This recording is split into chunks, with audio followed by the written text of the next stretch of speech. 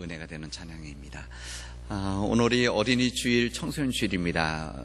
올 5일날 이전에 있는 주일이고 다음 주는 어버이 주일인데, 우리 평상시 같으면 어린이 주일 때 우리 아이들이 있고 아이들이 예배드리고 우리 교회에서 아이들한테 선물도 주고 뛰어노는 거 보고 그러는데, 이번 여러 가지 상황 때문에 그러지를 못하는 것이, 우리 어린이 부실에 또 영유아 부실에 청소년 부실에 온전히 우리 아이들이 다 있지 못하는 것을 볼 때 좀 마음이 아프지만, 또 하나님의 더 큰 은혜가 임해서 또 새로운 우리 믿음의 역사가 이제 시작되리라, 그런 생각을 해봅니다. 우리 어린이들, 우리 자녀들, 제가 이제 나이가 저도 어느 정도 있는데 저희 어머님 아버님한테 아직도 애들이고 어린 아이입니다. 차 조심해라, 아직도 그런 얘기 들었는데, 여러분, 우리 가정들에서 우리 자녀들 나이가 있든 어떤지 관계없이 또 자녀들을 소중히 사랑할 수 있기를 바랍니다. 그리고 이런 때 그렇게 한번 해보십시오.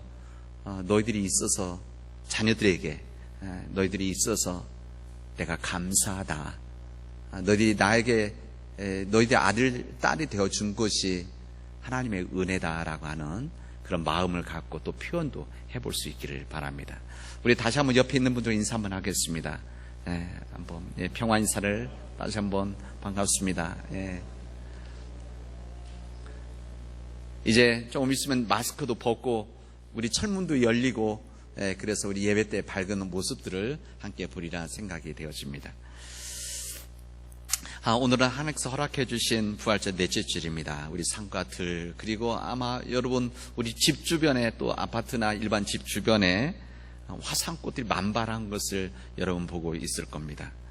다른 지역도 이 꽃들, 특히 요즘 피는 이 철쭉들이 너무너무 아름다운데, 제가 보니까, 제가 그냥 한 소리 아니고 여러 군데 보지 않습니까? 근데 우리 남원의 철쭉들이 정말 예쁜 것 같아요. 우리 길가, 요정가에, 또 우리 집 주변에, 또 산과 들에 이 철쭉들이, 그래서 철쭉제가 있는지는 모르겠는데, 어쨌든 우리 지역의 꽃들이 너무나 아름답습니다. 장미처럼 너무 붓지도 않으면서 화사하면서, 또 그리고 이 혼자 피는 꽃이 아니라 여러 꽃들이 모아져서 이렇게 모아진 꽃들이 참으로 아름답다는 것을 느끼게 되어집니다. 지난 코로나로 인해서 2달째 우리들이 여러 가지 사회적 거리두기, 또 여러 가지 부담감, 이것 때문에 다들 움츠려져 있었는데, 싱싱한 새잎으로 갈아입고 있는 이 나무들, 또 그리고 화사하게 꽃핀 이 여러 아름다운 꽃들이 지난 2달 동안 움츠렸던 우리들에게 마치 수고했습니다, 수고했어요, 잘 참고 잘 지내셨습니다라고 하는 그런 인사를 하는 것 같습니다. 어떤 분이 이런 흥미로운 이야기를 하더라고요. 이 지구, 우리가 사는 이 지구가 살아있는 생명체다, 이렇게 이야기를 하더라고요. 사실 우리 지구 안에는 생명을 가지고 있는 인간, 동물, 식물, 어류들 할 것 없이 모든 생물체들이 살고 있지 않습니까? 이게 각기 개체적인 이 생물이 있지만, 살아있는 생물이 있지만, 이 지구 자체도 모아져서 한 생명체다, 지구 자체가, 이렇게 이야기하는 거 보았습니다. 그래서 이 지구도 생명체라서 이 지구가 몸살이 나면 열이 오르기도 하고 열이 떨어지기도 한다는 겁니다.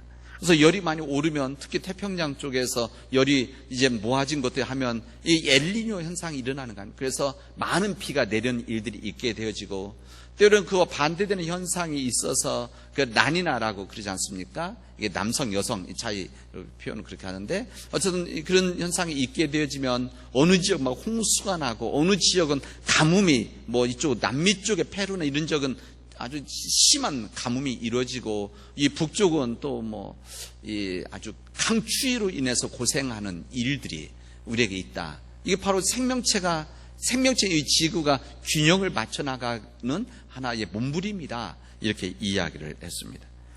지구도 몸속에서 병이 나면 화산이 터지고 또 지진 나서 이런 일들이 우리에게 있는 것 아니겠습니까?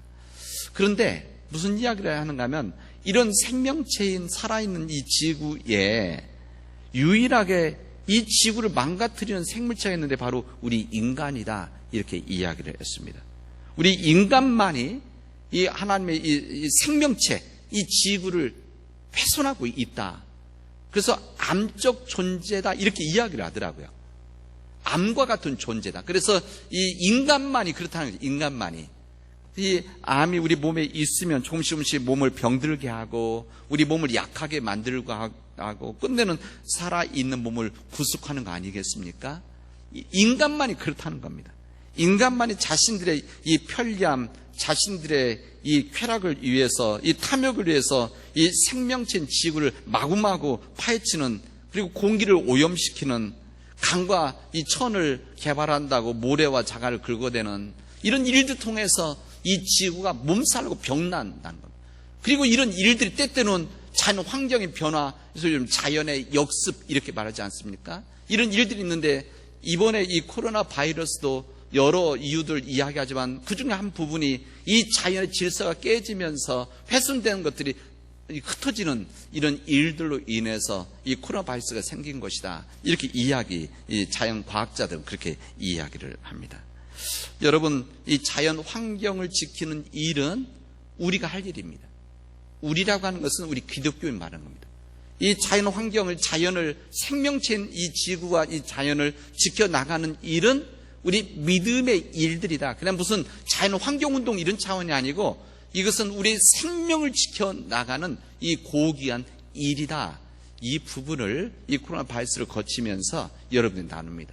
지금 우리 교단에서 이번 2달 동안 이런 여러 과정을 거치면서 회개도 하고 각성도 하고 또 새로운 우리 교회의 메시지와 이 교육과 이런 선교 이 모든 부분들을 지금 변화시켜 나가는 이런 도전 받고 있습니다.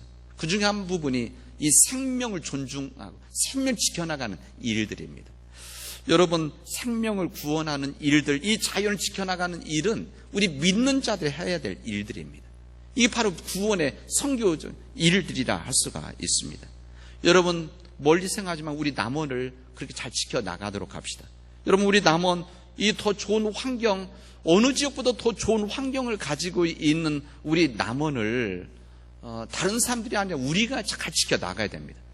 그래서 이 자연이 좀 우리의 불편함이 있다고 하더라도 때로는 우리의 이익이 좀 떨어진다고 하더라도 이 자연 환경을 지켜나가는 것이 궁극적으로는 우리에게 유익한 일이고 이로운 일들입니다. 지금 우리가 살고 있는 이 땅, 또 우리가 살고 누리고 있는 산과 들과 이 물은 우리가 미래 후손들, 우리 자녀들에게 미리 쓰는 건 아니겠습니까? 우리가 빌려 쓰는 일 같은 일이죠. 그래서 우리들이 이 다음 세대 우리 자녀들을 위해서 어떻게 하든지 우리 남원의 자연을 지켜나가는 일들에 여러분들 기도해 주시고 또 여러분들이 마음 아파하시고 또 그런 일들이 우리들이 하나하나 하는 일들이 바로 우리가 환경을 위해서 우리 전략하고 검소하게 지내고 이 쓰레기 적게 버리고 차를 줄이는 일들, 이 매연 줄여나가는 일들이 그게 바로 생명의 운동이라는 것을 여러분 간직할 수 있길 바랍니다.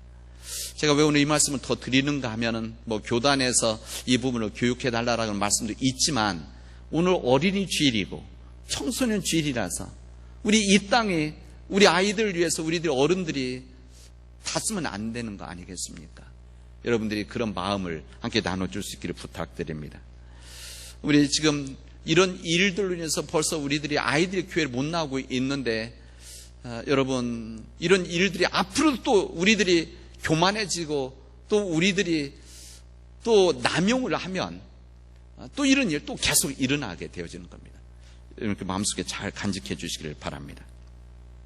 그리고 단순히 그냥 어린이 주일, 청소년 주일이 아니라 우리 어린이들과 청소년, 우리 자녀들, 그 다음 세대를 위해서 우리가 우리 세상을 어떻게 해야 될 것인가를 고민하고 우리 교회를 어떻게 할 것인가를 고민하는, 그리고 기도하는, 그리고 결단하는 시간들이 되어지길 바랍니다.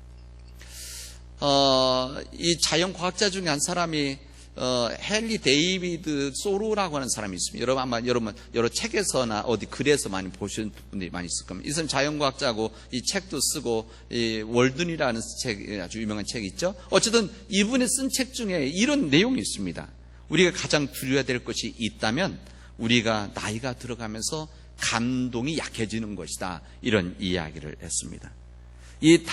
우리 삶 속의 자연의 깨어남에 대해서 아무런 반응이 요즘같이 자연이 꿈틀꿈틀 하는 이런 곳에서 우리들이 감동을 받지 않는다면, 이른 아침에 일어나서 설레는 마음으로 잠에서 깨지를 않는다면, 이 파랑새 지저귀 새소리를 들으면서 그 신비로운 이 자연의 이 전율감을 느끼지 않는다면, 뭐라고 하냐면 당신의 봄과 아침은 이미 지나가 버렸다. 이것을 깨달으라. 이렇게 이야기를 합니다. 일상의 삶 속에서 감동이 사라지고 있다면 그 사람 연령과 상관없이 인생의 노년기를 보내는 것이다. 이렇게 말할 수가 있습니다. 나이가 60대인데 40대와 같이, 나이가 70인데도 40대와 같이 살아가는 30, 40대가 살아가는 사람들이 있습니다. 이런 사람들은 새로운 것들을 끊임없이 시도하고 새로운 것에 궁금해하고 새로운 일을 시도해 보려고 하는 이런 마음을 가진 사람들은 나이와 관계없이 젊게 살아가는 사람들입니다. 그러나 그럼에도 불구하고 나이가 30, 40대고 20대인데도 불구하고 새로운 일들에서 귀찮아하고 새로운 변화에 대해서 따라가지 않으려고 하고 새로운 것들에 대해서 눈뜨지 않으려고 하면, 그냥 기존의 것을 지키려고 하면, 그래서 30, 40대라고 하더라도 마음은 노년기다. 이렇게 말을 할 수가 있습니다. 여러분, 이런 감동에 대한 이 부분은 예배도 마찬가지입니다. 예배에 대한 드리면서 예배를 그냥 지난주와 같은 예배, 그냥 오늘과 다음 주 예배 이렇게 드리는 것이 아니라 그냥 오늘 드리는 이 순간, 이 시간, 이 공간 자체가 하나님 감사합니다. 하나님 나에게 생명 주시고 나에게 은혜 주시고 나에게 교회에 나올 수 있는, 걸어올 수 있는, 차를 타고 올 수 있는 건강함 주신 것, 정말 이것이 감사합니다. 우리 부모님이 있어서 이렇게 예배드리러 올 수 있는 것, 우리 자녀들이 같이 예배드릴 수 있는 것, 그냥 잊어버리고 살면 아무것도 모르지만 이 자체가 감사함으로 이런 감동을 느낀다고 한다면 우리 예배가 귀하고 소중한 일 아니겠습니까? 우리의 예배에 대한 감동을 잃어버리게 되어지면 항상 우리는 이젠 믿음의 약함을 가지고 악하게 살아갈 수밖에 없는 그러한 나약한 존재라는 것을 우리는 알아야 됩니다. 이런 예배에 대한 감동, 삶에 대한 감동이 약했던 사람들에 대한 한 그룹에 대한 이야기를 오늘 요한복음 우리에게 말씀해 주십니다. 오늘 이 요한복음 보면 7명의 이 갈릴리 바닷가에서, 우리 성은 디베랴 바닷가 같은 말이지만 이 원래 말은 갈릴리고 이 노마의 집에 들어오면서 디베랴 이름으로 바뀌었는데, 이 여기서 고기를 잡고 있었던 7명의 사람 이름이 나오지만 2명은 이름이 나오지 않는 그 사람. 이 사람들은 예수님의 제자들입니다. 예수님의 제자들. 이 예수님의 제자들은 예수님께서 부활하신 다음에 예수님 제자들에게 말씀하셨어요. 너희들 갈릴리에서 만나자. 갈릴리에 가면 나를 만날 것이다. 그곳에서 만나자. 이제 새로운 일을 그것을 시작하자라고 하는 이 주님의 말씀을 들었는데, 그들이 갈릴리에 왔는데 예수님 못 만난 겁니다, 아직. 그리고 속에서 불만이 가득 차 있는 거죠. 왜 하필 그 예루살렘 주변에서 만나자고 하시지, 그냥 베다니 정도에 만나도 되는데 이 멀리 갈릴리까지 와서 만나자고 왜 예수님이 그러실까? 나타나지도 않고 오지도 않고 왜 그러실까? 그래서 이 주변 바닷가를 이제 거기서 맴돌고 있다가 이들은 주님 만나는 감동도 없으니까 이제 그 다음에는 야, 우리 고기 잡으러 나가자, 이렇게 되어진 겁니다. 기다림에 실패를 한 거죠, 어떻게 보면은. 기다림에 지쳐진 이 제자들을 다시 주님을 만나기 전에 했던 그 일로 다시 되돌아간 겁니다. 그래서 거기서 고기를 잡으려고 했던 겁니다. 근데 성경에 보면 그들이 고기를 잡으려고 했는데, 우리 성경 보면 그날 밤에 고기를 잡으려고 밤새 했는데 한 마리도 잡지를 못했다, 피라미도 잡지 못했다. 성경은 우리들이 그렇게 알려줍니다. 동풀 무렵이 되어졌을 때 아무것도 없다는 것을 알았습니다. 그때 주님께서 그들이 있는 바닷가에 오셨습니다. 오늘 성경 오늘 읽은 마지막 구절을 보면 예수 그들에게 세 번째 나타나신 것이다, 이렇게 말씀을 하십니다. 이게 바로 증언인 거죠. 증언. 그러니까 예수님이 제자들에게 무덤에서 또 다락방에서 예수님 만났고 보여주었는데 그리고 다시 이 새로운 우리 일들에서 이 갈릴리에서 만나자고 해서 여기까지 오셨는데, 이게 바로 주님께서 제자들의 세 번째 보여주신 모습이다, 이런 이야기입니다.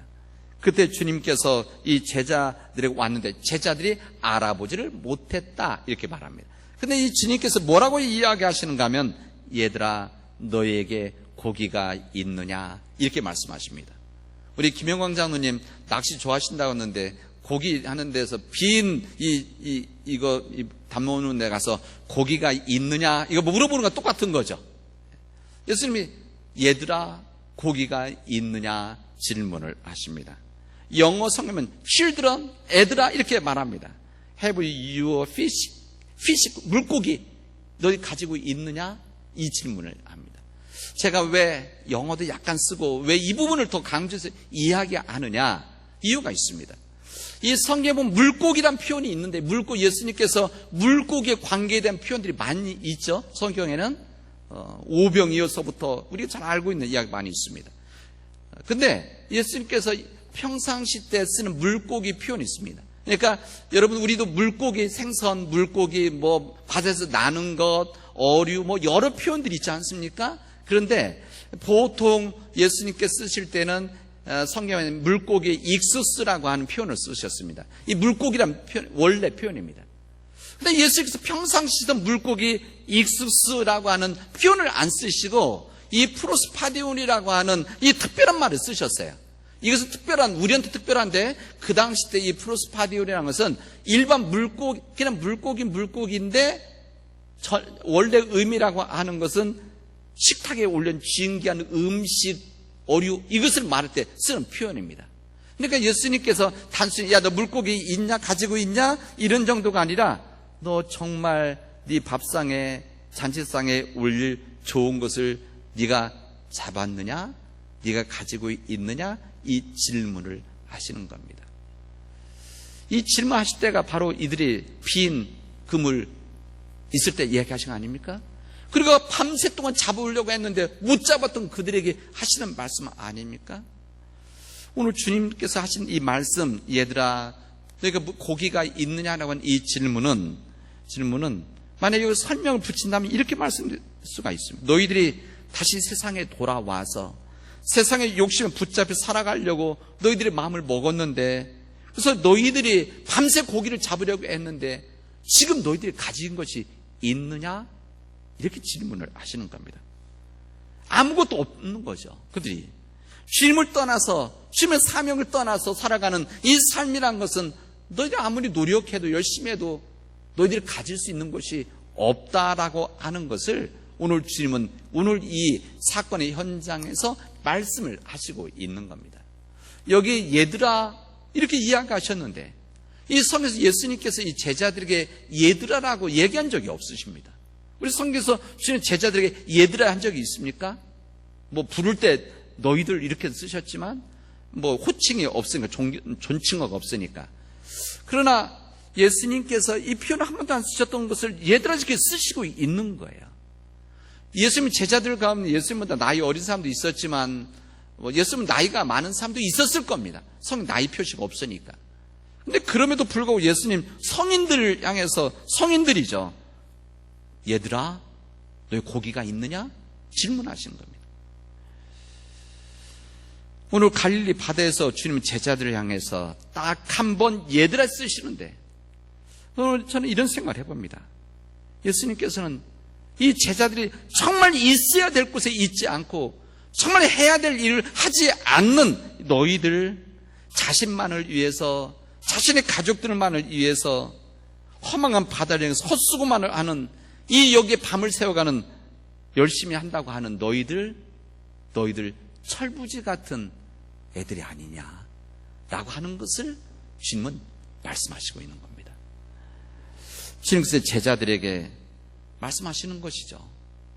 너희들의 정말 중요한 것을 가지고 있느냐, 철없이 살아간 너희들 얘들아 한번 되돌아 봐라 말씀하시는 겁니다. 이 질문은, 오늘 이 질문, 너희에게 고기가 있느냐라고 하는 이 질문은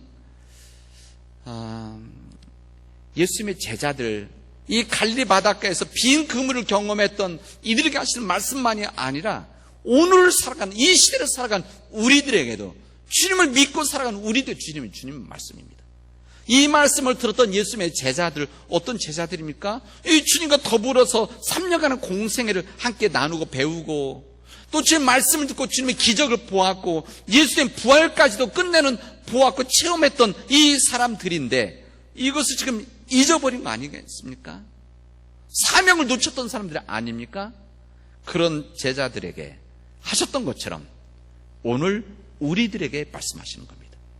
우리가 오랜 시간 전에 우리 각기 다른 우리 믿음의 상황 속에서 하나님을 체험하고 주님을 그리스도 고백하고 우리의 삶의 사역과 내 비전, 우리 교회와 하나님을 위해서 이 세상을 위해서 내 쓰임 받겠다고 말했던 이런 이 열정과 이 비전이 있었던 것을 잊어버리고 약해지고 외면하고 있는 우리들에게 주님은 오늘 우리에게 말씀하시는 겁니다. 너희들에게 고기가 있느냐?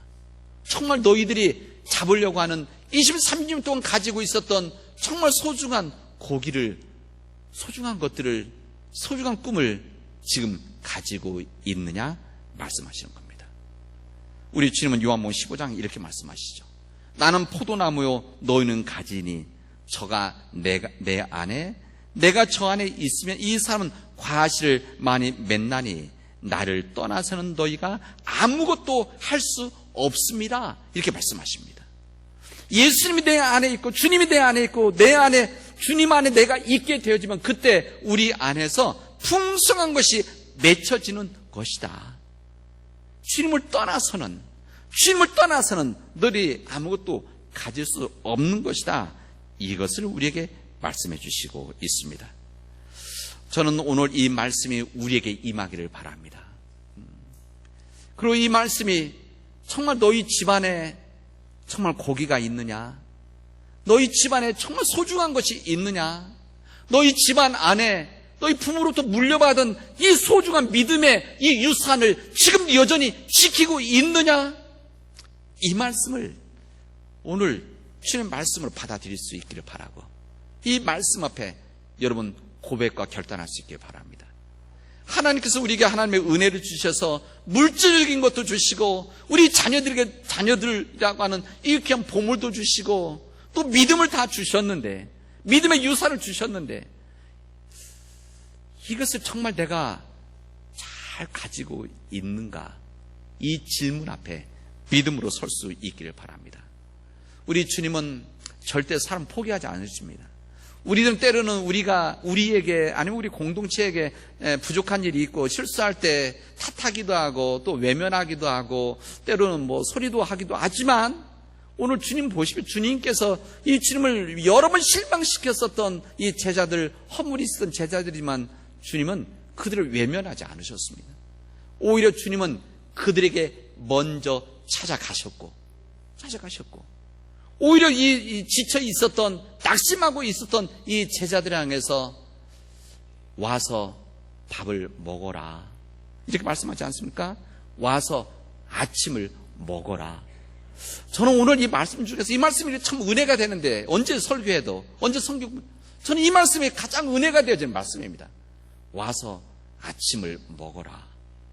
주님께서는 손수 생선을 구워주시고 떡을 구워서 제자들이 잡은 것을 먹은 것 주님이 주신 이것을 준비해놓고 지쳐있는 너희들 와서 아침을 먹어라 라고 말씀하시는데 저는 이 말씀은 귀한 은혜가 되어집니다. 저는 우리 교회가 이런 말씀을 나눴으면 좋겠습니다. 우리 교회가 이 세상을 향해서 와서 아침을 먹으십시오. 주님의 생명의 말씀을 와서 먹으십시오. 우리 교회가 만들어낸 우리 교회가 나누고 있는 희망을 여러분 먹으십시오. 우리 교회가 가지고 있는 우리 한국교회가 가지고 있는 이 주님 몸된 교회가 가지고 있는 섬김을 여러분 먹으시고 받아주십시오. 저는 이런 믿음의 역사가 우리 가정과 우리 교회 안에서 이루어지기를 바랍니다. 바로 주님은 그런 사랑을 우리에게 알려주셨습니다. 그래서 우리가 오늘 우리를 향한 나를 향한 이 주님의 은총 사랑 오늘 찬양해 주셨는데 바로 그런 거 아니겠습니까? 이 막달라 마리아 고백했던 내용을 지금 노래를 했던 이 복음성가인데, 미국에. 여러분, 이 하나님 허락해 주신 이 은총을 우리만 받는 것이 아니라 나누는, 섬기는, 그래서 우리 이웃들에게 와서 아침을 먹으십시오. 아침을 먹읍시다. 예수님 말씀하셨어요. 와서 봐라. 빌립이 말했어요. 와서 봐라. 그랬더니 우리가 오라고 초청을 해서 우리를 보고 우리를 통해서 하나님께 영광을 돌리는 이 믿음의 역사가 우리 가운데서 이루어지길 바랍니다. 우리가 그렇게 살아갑시다. 이제 저는 정말 교회가 살아 있어야 될 때가 된 겁니다. 코로나 바이러스를 거치면서 이런 생각을 했습니다. 정말 우리 교회가 살아나야 될 때가 됐다. 그리고 정말 우리 교회가 해야 될 일들이 있는 것이다. 우리가 해야 될 일들을 감당하지 않으면 신천지와 같은 이런 바르지 못한 종교들이 다 찝어가겠구나, 다 잃어버리겠구나, 이런 생각을 해봅니다. 여러분, 우리 시대 속에서 이제 우리 교회가 해야 될 일들 감당해야 됩니다. 그리고 그렇게 합시다. 그리고 이 일을 위해서 우리 마음들이 하나가 되어지고 뜻이 하나가 되어지고 주님을 위해서 헌신하는, 주님을 위해서 헌신하는 것이 이웃을 위한 헌신 아니겠습니까? 세상을 위한 헌신이 우리 안에서 이루어지기를 주님의 이름으로 축원하겠습니다. 기도합시다. 주님, 제자들을 향한 예수님의 사랑과 용서와 섬김, 주님, 이 섬김을 보고 듣고 은혜만 받는 것이 아니라 이 섬김과 용서와 사랑이 우리의 삶이 되어지도록 인도하여 주시옵소서. 우리 교회 태도가 이런 교회의 태도가 되어지게 하여 주시옵소서. 철저히 주님처럼 사람들을 포기하지 않고 이해하고 받아주고 용서해주고 이들을 정말 귀한 마음으로 섬길 수 있는 믿음의 일들이 우리 가운데서 이루어지도록 주님 도와주시옵소서. 이 일을 감당하는 우리 교회가 되어지도록 주님 지혜를 주시옵소서. 이 모든 말씀을 예수님의 이름으로 기도합니다. 아멘.